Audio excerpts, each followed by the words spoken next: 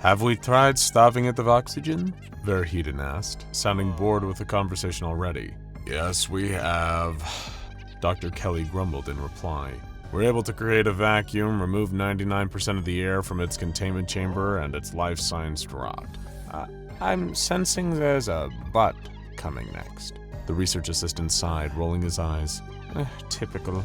But 682 was able to fill the chamber with a gas mixture of ozone, chlorine, xenon, and I forget. The Foundation doctor answered, getting more and more agitated. Point is, it was able to form and expel chemicals even without any active life signs. It's almost like there's a reason we call it the Hard to Destroy Reptile.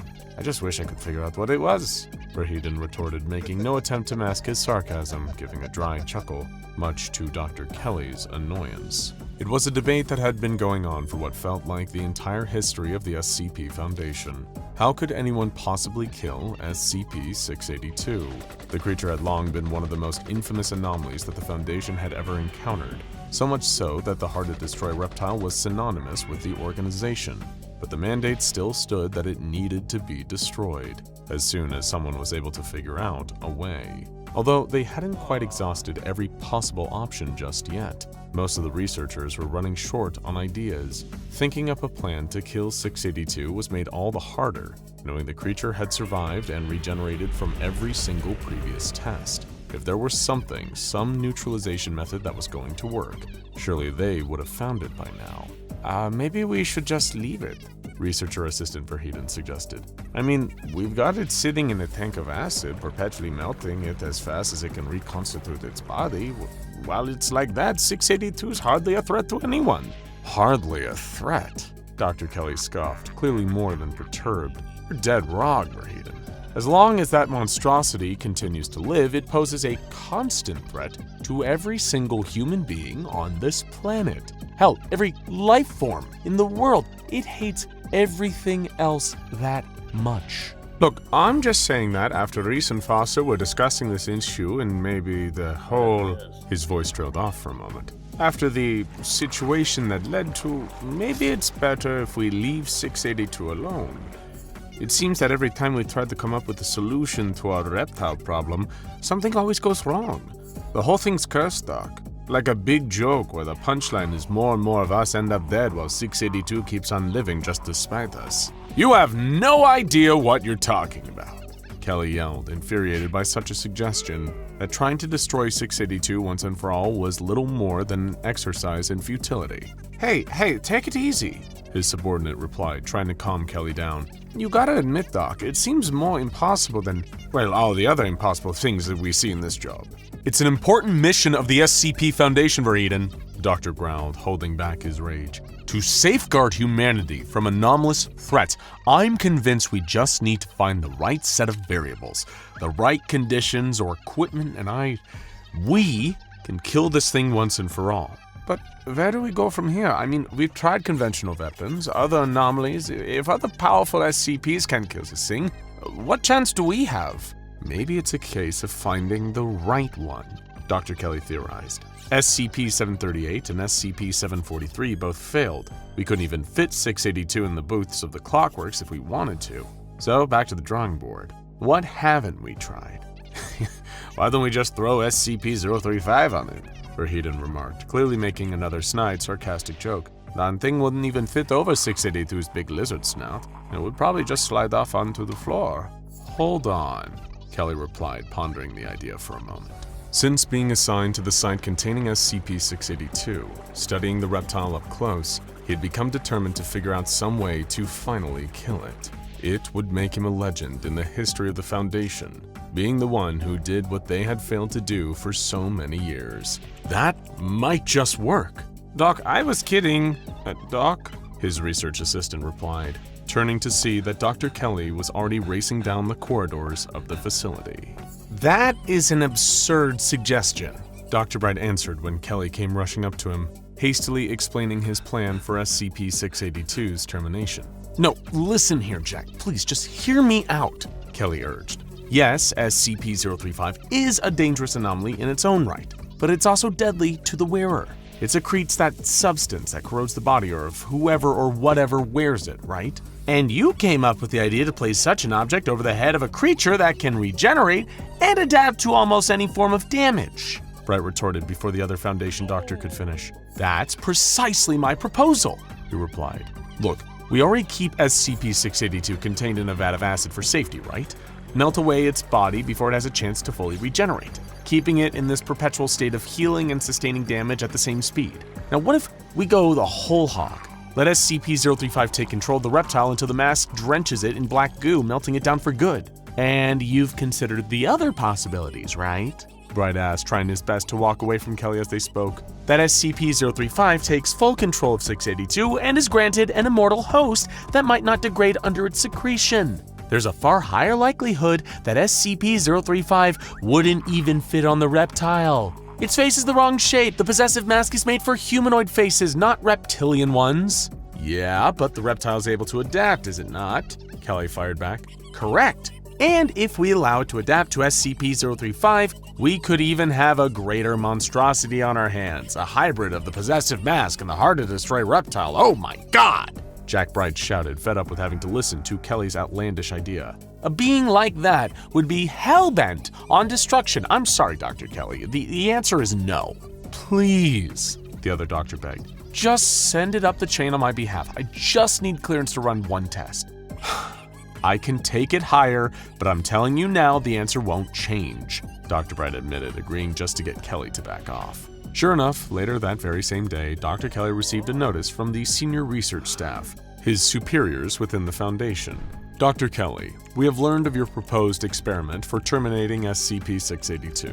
Unfortunately, after conferring, we have decided this course of action would pose too great a risk to the safety of civilians, as well as our own staff here at the SCP Foundation.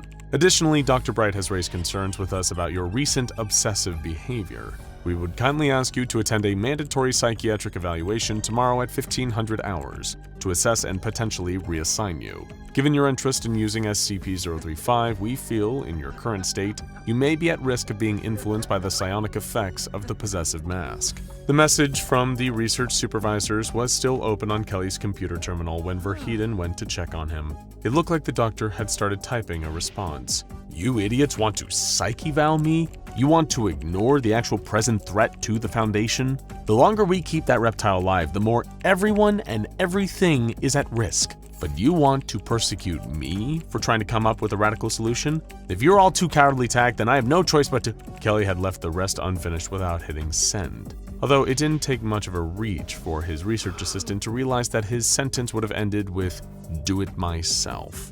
His heart pounding, regretted ever suggesting using the possessive mask as a joke, Verheiden got up and ran, racing through the corridors as fast as he could towards the containment cell for SCP-035. He had a sick feeling in his stomach that he might find Dr. Kelly already there, acting out of a fit of uncontrollable anger and what he thought was a moral obligation to destroy SCP-682. Dr. Kelly had stolen some amnestics from the Foundation's storerooms. Lacing 2 cups of coffee with the memory-altering drugs, he'd offered the hot beverage to the pair of armed guards stationed outside the room where SCP-035 was held. Accepting what they thought to be an act of kindness from a Foundation doctor, both security officers had quickly forgotten why they were standing around so idly.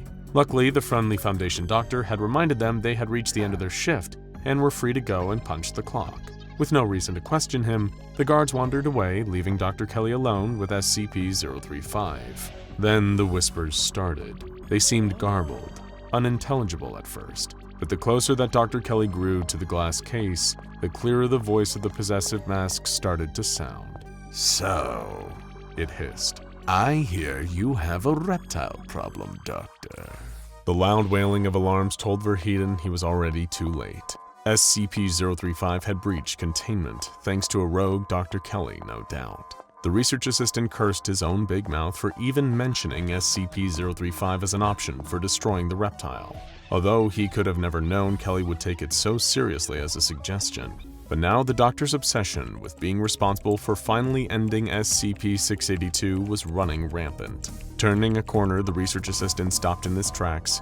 He had quickly realized it was pointless heading towards the SCP-035 containment chamber. Dr. Kelly would already have what he needed from there. but there was only one place he'd be heading once he had the Possessive Mask in tow. Taking the corresponding corridor, Verheiden raced through the Foundation facility toward the direction of the room housing the vat of acid where the hard-to-destroy reptile was waiting. A trail of bodies scalded and scorched with a viscous black substance told him he was on the right track. It was the same corrosive secretion that leaked from the Possessive Mask, meaning that either Kelly had forced someone to wear it, or worse, had been manipulated into putting it on himself. If SCP-035 had convinced him it might have the answer to killing the reptile, then little could have stopped Dr. Kelly from bringing it to SCP-682, whom the mask could use as its next host. And to researcher Verheiden's horror, it looked like exactly that was about to happen as he arrived at SCP-682's containment cell. Doc, stop!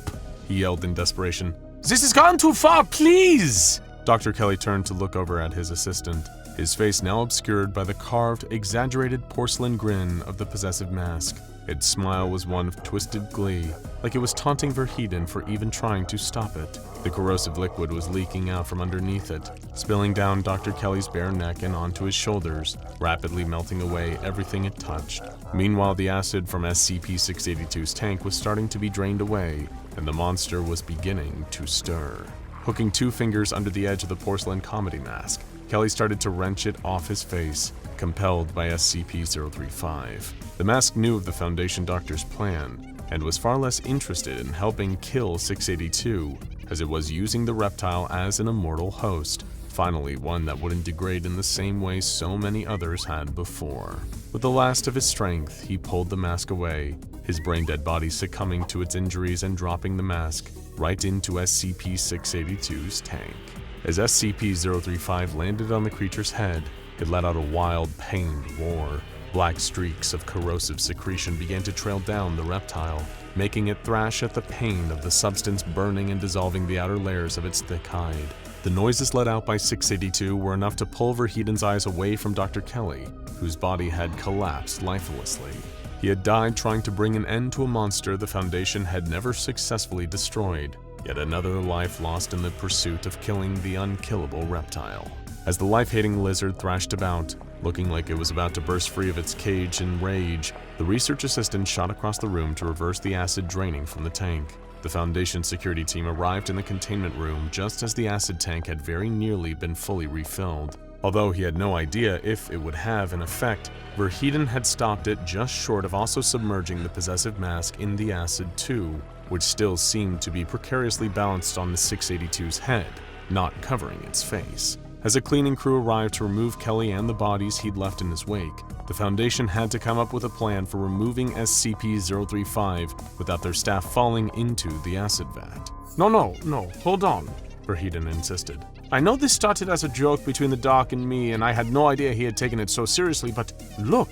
He pointed to the inside of the tank. The gigantic reptilian monster was completely still, while the Possessive Mask still let streaks of its corrosive substance drip over its head, and it looked to be taking effect, still dissolving every part of the reptile it came into contact with. Maybe it could work? The research assistant mused. Retreat to a safe zone, the security chief instructed. We are to await orders on further course of action. If you want to observe, you'll have to do it from a distance. Falling back, it seemed the entire Foundation was waiting with bated breath to see what would happen next. Through back and forth radio chatter with their superiors, neither Verheiden nor the security forces seemed to know how to proceed.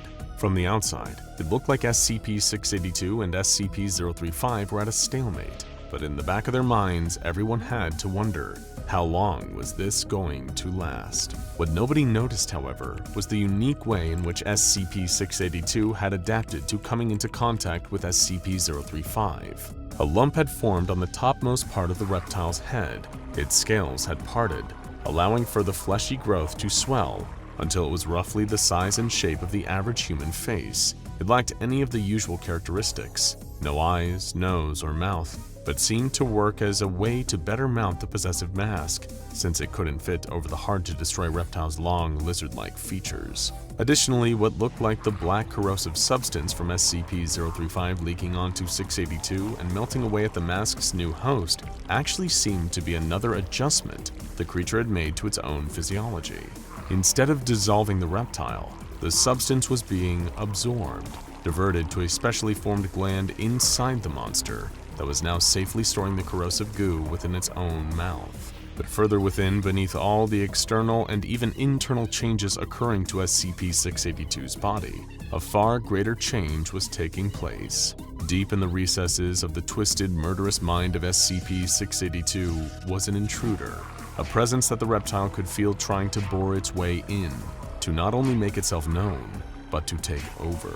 The pair of them, the consciousnesses of both these anomalies, were battling each other for supremacy, the hard-to-destroy reptile wanting to retain control of its own body and mind, and the Possessive Mask desiring total dominion over its newfound host. SCP-682 had long been known to have a high level of psionic resistance, halting the spread of SCP-035's telepathic influence. However, because the reptile's body had adapted and acclimatized to the mask's corrosive secretion, it meant 035 was able to persist, hanging on and still trying to force its way into the reptile's mind.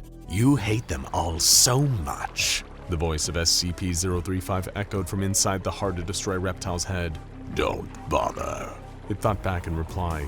"You are alive. That makes you as disgusting and putrid to me as the rest of them." "But think what we could achieve together," the mask whispered. For a moment, the reptile considered an alliance. Both it and the mask possessed a shared hatred towards humanity, although 682's extended to all other forms of life, including the sentient comedy mask it now wore. Though even a temporary cooperation between the two might have its benefits, SCP-682 had no intention of remaining bound with the Possessive Mask for longer than it needed, and in much the same vein, SCP-035 was only proposing such a partnership to avoid being removed from perhaps one of the few beings that could wear it for an extended period of time without being dissolved entirely. Outside in the containment chamber, the Foundation personnel had been instructed to remove SCP-035 from the reptile, despite concerns that the sudden removal of the mask would cause the monster to enter a rage state. The Possessive Mask was now fused with the flesh of SCP-682 through its specialized protrusion, and the Foundation's fear was that the longer the pair of anomalies stayed bonded, the more the hard-to-destroy reptile would be able to adapt against other powerful SCPs. So, Research Assistant Verheiden had been ordered to increase the acid contents of the tank to full capacity, hopefully burning the tissue connecting the reptile and the mask to each other. Before the white porcelain of SCP-035 could slip under the rising acid, a clawed arm reached up over the boiling vat and pulled the Research Assistant under. Screaming, he landed in the tank with a splash, followed by a rapid hiss. Clambering up out of its containment tank, the hybrid of SCP-682 and SCP-035 roared as the combined creature freed itself from containment. In the chamber below, all hell broke loose. Security officers reached for their weapons, not even waiting for the order before they opened fire. Bullets pinged off the porcelain comedy mask that was embedded in the top of the reptile's head, barely scratching the surface and unable to pierce the monster's scales. Some guards charged in, only for the reptile to spew a molten black substance from the specialized glands in its mouth. It was channeling the corrosive secretions from SCP-035 into a weapon, the resulting ooze dissolving the security team as they approached, stopping their futile attempt to recontain it before they could even try. Witnessing this, knowing their own imminent deaths were near, researchers and remaining Foundation security turned heel and ran for their lives, as containment breach alarms blared through the facility. Although both anomalies were secretly intending to betray one another, for now SCP-682 and SCP-035 were free to unleash their combined, monstrous form on the humans they both hated the most, their captors, the SCP Foundation. Now go check out What If SCP-343 Wore SCP-035, and the whole story What If SCP-096 Wore SCP-035, for more horrors of other anomalies wearing the Possessive Mask.